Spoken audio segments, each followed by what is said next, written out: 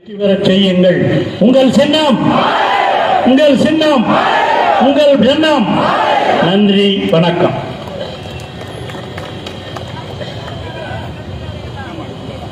நமது விழுப்புரம் நாடாளுமன்ற தொகுதியின் வெற்றி வேட்பாளர் தோழர் டாக்டர் ரவிக்குமார் அவர்களே, நம்மிடையே வேட்பாளரை ஆதரித்து வாக்கு சேகரித்து இந்த கூட்டணி வெற்றி பெற வேண்டிய தேவையை, அவசியத்தை வலியுறுத்தி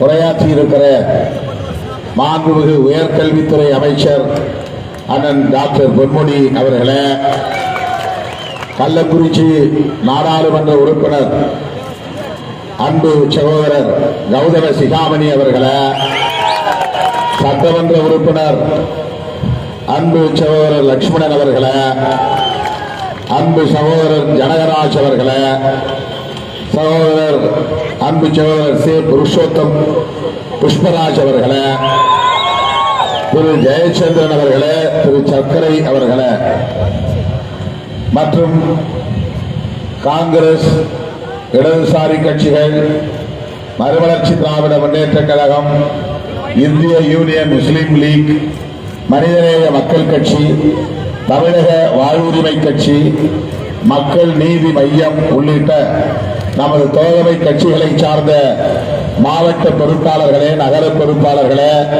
பேரூர் நிர்வாகிகளே, விடுதலை சிறுத்தைகள் கட்சியின் மாவட்ட செயலாளர் வயதாவூர் பெரியார் உள்ளிட்ட வயதரைட்டி பெரியார் உள்ளிட்ட முன்னணி பொறுப்பாளர்களே, திரளாக கூடியிருக்கிற என் உயிரின் உயிரான விடுதலை சிறுத்தைகளே, உங்கள் அனைவருக்கும் என்னுடைய பணிவார்ந்த வணக்கத்தை தெரிவித்துக் கொள்கிறேன். பெயர்கள் விடுபட்டிருந்தால் பொறுத்துவிட வேண்டுகிறேன். கொளுத்து வெயிலில் நீண்ட நேரம் உங்களை நிற்க வைக்க விரும்பவில்லை. அண்ணன் அவர்கள், மாண்புமிகு அமைச்சர் அவர்கள், நம்மை எதிர்த்து போட்டியிடக்கூடிய வேட்பாளர்கள் அனைவரும் டெபாசிட் இழக்க வேண்டும் என்ற கருத்தை இங்கே அழுத்தமாக பதிவு செய்திருக்கிறார். தமிழ்நாட்டிலேயே மிக அதிகமான வாக்குகளின் வித்தியாசத்தில் விழுப்புரம் வேட்பாளர் ரவிக்குமார் வெற்றி பெற வேண்டும் என்பதையும் தன்னுடைய விளைவை இங்கே வெளிப்படுத்தி இருக்கிறார். திருமாவளவனும் ரவிக்குமாரும் பெரியார் பாசறையில் வளர்ந்தவர்கள், சமூக நீதிக்காக போராடக்கூடியவர்கள். அந்த குரல் மீண்டும் பாராளுமன்றத்திலே ஒலிக்க வேண்டும் என்று இங்கே மக்களுக்கு அறிவிப்பு செய்திருக்கிறார். அருமை தோழர்களே, ரவிக்குமார் வெற்றி பெற்றால் அது நம்முடைய மாண்புமிகு முதல்வர் அண்ணன் தளபதி அவர்களின் முயற்சிக்கு கிடைத்த வெற்றி. அவர் இந்தியா கூட்டணியை உருவாக்குவதற்கு எடுத்துக்கொண்ட முயற்சி என்பது அளப்பரியது. பாரதிய ஜனதா கடந்த 10 ஆண்டு காலமாக இந்தியாவை ஆண்டு கொண்டிருக்கிறது. நாட்டில் எந்த வளர்ச்சியும் இல்லை. உலக அரங்கில் இந்தியாவின் மதிப்பு சரிந்து கொண்டே இருக்கிறது. இந்திய பொருளாதாரம் வீழ்ச்சியடைந்து கொண்டிருக்கிறது. ஒவ்வொரு நாளும் விலைவாசி உயர்வு வானத்தை தொடக்கூடிய அளவுக்கு போய்கொண்டிருக்கிறது. பெட்ரோல் டீசல் விலை உயர்வு 3 மாதங்களுக்கு ஒரு முறை நிகழ்ந்து கொண்டே இருக்கிறது. இந்த தேர்தலை ஒட்டி சமையல் எரிவாயு, பெட்ரோல், டீசல் ஆகியவற்றின் விலையை கொஞ்சம் குறைத்து நாடகம் ஆடுகிறார் மோடி. தேர்தல் முடிந்த உடனேயே, நீங்கள் வாக்கு போட்டு முடிந்த அடுத்த நாளே பெட்ரோல் டீசல் விலையை மீண்டும் உயர்த்துவார் மோடி. இந்த 10 ஆண்டுகளில் அவர் சாதித்த சாதனை, உலக நாடுகள் முழுவதும் பறந்து கொண்டே இருந்தார் தன்னுடைய நண்பர்களுக்காக, அதானி அம்பானி என்ற கார்ப்பரேட் முதலாளிகளுக்காக. இன்றைக்கு உலக பணக்காரர்களின் வரிசையில் 4வது இடத்தை எட்டி பிடித்திருக்கிறார் அதானி என்பவர். அவர் இந்த இடத்தை எட்டி பிடிப்பதற்கு யார் காரணம்? மோடிதான் காரணம். அம்பானி உலக பணக்காரர்களின் வரிசையிலே 10 இடத்திற்குள் வருகிறார். அந்த இடத்தை அவர் எட்டியதற்கு மோடிதான் காரணம். ஆனால் நம்மை பல்வேறு வகையிலே சுரண்டி ஒடுக்கிக் கொண்டிருக்கிறார். நமக்கு சாதி உணர்வுகளை தூண்டுவதும் மதவெறியை திணிப்பதும் தான் அவர் செய்து கொண்டிருக்கிற தொண்டு. இந்த நிலையில்தான் பிஜேபி ஆட்சியை தூக்கி எறிய வேண்டும். அது மீண்டும் தொடரக்கூடாது. டெல்லியிலே அமர்ந்திருக்க கூடாது. அந்த ஆட்சி தொடர்ந்தால் நாடு பேராபத்தை சந்திக்க நேரிடும். எல்லாவற்றையும் விட புரட்சியாளர் அம்பேத்கர் அவர்கள் வகுத்தளித்த அரசமைப்பு சட்டத்தை நேர்த்து போக செய்துவிடும் இந்த கும்பல். எனவே இந்த நாட்டை காப்பாற்ற, அரசமைப்பு சட்டத்தை காப்பாற்ற நம்முடைய முதல்வர் மாண்புமிகு அண்ணன் தளபதி அவர்கள் எடுத்துக்கொண்ட பெரும் முயற்சியின் விளைவாகத்தான் இன்றைக்கு காங்கிரஸ், இடதுசாரிகள் உள்ளிட்ட அனைத்து கட்சிகளும் ஜனநாயக சக்திகளும் ஒருங்கிணைந்த இந்தியா கூட்டணி உருவாகி இருக்கிறது. அண்ணன் தளபதி ஸ்டாலின் அவர்களின் முயற்சியிலே உருவாக்கப்பட்டிருக்கிற இந்தியா கூட்டணியில் மொத்தம் 28 கட்சிகள். அந்த 28 கட்சிகளில் இந்தியாவிலேயே விரல் விட்டு எண்ணக்கூடிய 28 கட்சிகளுள் இன்றைக்கு விடுதலை சிறுத்தைகள் கட்சியும் ஒரு அங்கம் என்பதை நான் பெருமையோடு பதிவு செய்ய கடமைப்பட்டிருக்கிறேன். பெங்களூரில் நடைபெறுகிற அனைத்து கட்சி இந்தியா கூட்டணி கட்சிகளின் கூட்டமாக இருந்தாலும், மும்பையில் நடைபெற்ற ராகுல் காந்தி அவர்களின் பாரத் ஜோடோ நியாய யாத்திராவின் இறுதி நிறைவு விழா நிகழ்ச்சியானாலும் அதிலே நான் பங்கேற்று உரையாற்றக்கூடிய வாய்ப்பை பெற்றிருக்கிறேன் என்றால், அந்த அரங்கிலே நான் அமர்ந்திருக்கிறேன் என்றால், உலகம் முழுவதும் அந்த விழாவிலே யார் யார் பேசுகிறார்கள் என்று கவனிக்கக்கூடிய இடத்திலே நான் அமர்ந்திருக்கிறேன் என்றால், அந்த வாய்ப்பை ஏற்படுத்தி தந்திருப்பவர் நம்முடைய மாண்புமிகு முதல்வர் அண்ணன் தளபதி மு.க. ஸ்டாலின் அவர்கள் என்பதை மறந்துவிடக் கூடாது. அப்படி இன்றைக்கு அகில இந்திய அளவில் விடுதலை சிறுத்தைகள் கட்சிக்கு ஒரு அரசியல் அங்கீகாரத்தை வழங்கியிருப்பவர் திராவிட முன்னேற்ற கழகத்தின் தலைவர், தமிழ்நாடு முதல்வர், முத்தமிழறிஞர் கலைஞர் அவர்களின் அரசியல் வாரிசு தளபதி ஸ்டாலின் அவர்கள் தான். அவர் ஏன் இந்த முயற்சியை எடுத்தார்? தமிழ்நாட்டை மட்டும் அவர் அரசியல் செய்தால் போதுமே, அதிமுகவை மட்டும் எதிர்த்தால் போதுமே. அவரை எதிர்க்க இங்கு ஆளே இல்லை. எடப்பாடி அவர்களால் இன்றைக்கு திமுகவை எதிர்த்து அரசியல் செய்ய முடியவில்லை. அவருடைய பலவீனத்தால் தான் நம்முடைய அண்ணாமலை இன்றைக்கு நாள்தோறும் ஒரு பேட்டியை கொடுத்துக் கொண்டிருக்கிறார், பிதற்றிக் கொண்டிருக்கிறார். எடப்பாடி வலுவாக இருந்தால் அண்ணாமலை இருக்கிற இடமே தெரியாது. ஆகவே தமிழ்நாட்டில் திமுகவை எதிர்க்கிற வலு அதிமுகவுக்கும் இல்லை, வேறு எந்த கட்சிக்கும் இல்லை. அப்படி ஒரு சூழலில் திமுக தமிழ்நாட்டில் மிக இலகுவாக தேர்தல் அரசியலை எதிர்கொள்ள முடியும்.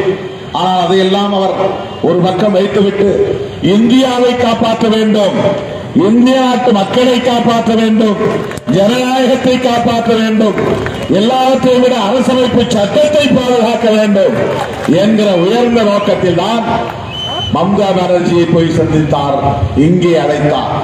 அகிலேஷ் யாதவை அழைத்தார். தேஜஸ்வி யாதவ், லல்லு பிரசாத் யாதவுடைய மகன் தேஜஸ்வி யாதவ் அவரை அழைத்து வந்த நிகழ்ச்சியை நடத்தினார். பால் தாக்கரேவை மகன் உத்தவ் தாக்கரேவை அழைத்து வந்த நிகழ்ச்சியை நடத்தினார். சீதாராம் யெச்சூரி, டி ராஜா, திவங்கர் பட்டாச்சாரியா போன்ற தலைவர்களை எல்லாம் தொடர்பு கொண்டு அவர்களோடு உறவாடிக் கொண்டு இன்றைக்கு இந்திய அளவிலே ஒரு கூட்டணியை உருவாக்கிய பெருமை அண்ணன் தளபதி அவர்களை சாரும். தமிழ்நாட்டை மட்டும் காப்பாற்றினால் போதாது, இந்திய நாட்டையே காப்பாற்ற வேண்டும். அதுதான் அண்ணன் அவர்களின் நோக்கம், அதுதான் சிறுத்தைகளின் நோக்கம். ஆகவேதான் அண்ணன் தளபதி ஸ்டாலின் அவர்களின் கைகளை சிறுத்தைகள் இறுக பற்றி கிடக்கிறோம், இணைந்து பயணிக்கிறோம், துணைந்து களமாடுகிறோம். அருமை தோழர்களே, இந்திய அரசமைப்பு சட்டத்தை பாதுகாக்க வேண்டுமானால், இந்திய நாட்டை காப்பாற்ற வேண்டுமானால், ஜனநாயகத்தை காப்பாற்ற வேண்டுமானால், தமிழ்நாட்டில் நாம் 40க்கு 40 இடங்களில் வெற்றி பெற்றாக வேண்டும். சந்தர்ப்பவாத கூட்டணி அமைத்த பாஜக, அதிமுக, பாமக, தேமுதிக ஆகிய கட்சிகளுக்கு இந்த தேர்தலில் சரியான பாடத்தை புகட்டியாக வேண்டும். இந்த தேர்தலுக்கு பிறகு அந்த கூட்டணியில் இடம்பெற்றுள்ள பல கட்சிகள் காணாமல் போய்விடுவார்கள். தமிழ்நாட்டிலே திராவிட முன்னேற்ற கழகத்தின் தலைமையிலான அதிக கட்சிகள் தான் கொள்கை சார்ந்து இந்திய அளவிலான பார்வையோடு இயங்குகிற கட்சிகள்.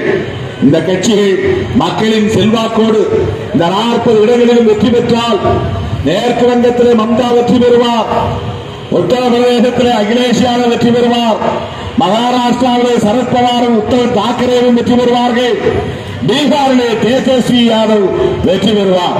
கேரளாவிலே இடதுசாரிகள் வெற்றி பெறுவார்கள், கர்நாடகாவிலே காங்கிரஸ் வெற்றி பெறும்.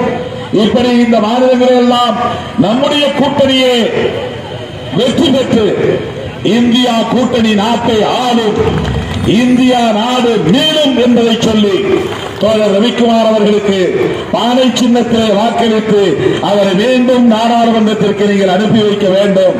அவர் எத்தகைய ஆற்றல் வாய்ந்தவர் என்பதை அண்ணன் அவர்கள், நம்முடைய மாண்புமிகு அமைச்சர் அவர்கள் இங்கே சொன்னார். சின்னத்தை காட்டிலும் ரவிக்குமார் என்கிற பெயர் போதும், ரவிக்குமார் என்கிற நபர் அந்த அடையாளம் போதும் என்று சொன்னார் என்றால் அவரே ஒரு டாக்டரேட் தான். அண்ணன் பொன்முடி அவர்கள் கருப்பினத்தை சார்ந்த மக்களின் கலாச்சாரம், அரசியல், பண்பாடு, திராவிட கலாச்சாரம், பண்பாடு இவற்றை ஒப்பிட்டு பல்கலைக்கழகத்திலே ஆய்வு செய்து டாக்டர் பட்டம் பெற்றவர், பேராசிரியராக இருந்தவர்.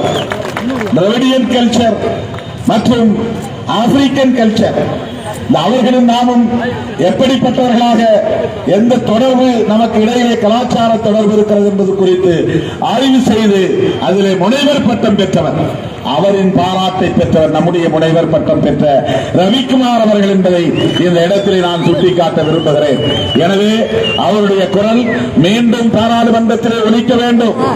அவரும் நானும் சேர்ந்து கடந்த காலத்தில் ஆற்றிய பணிகள், குறிப்பாக ஓபிசி சமூகத்தின் நலன்கள் குறித்த பணிகள் இன்றைக்கு பலராலும் பேசப்படுகிறது.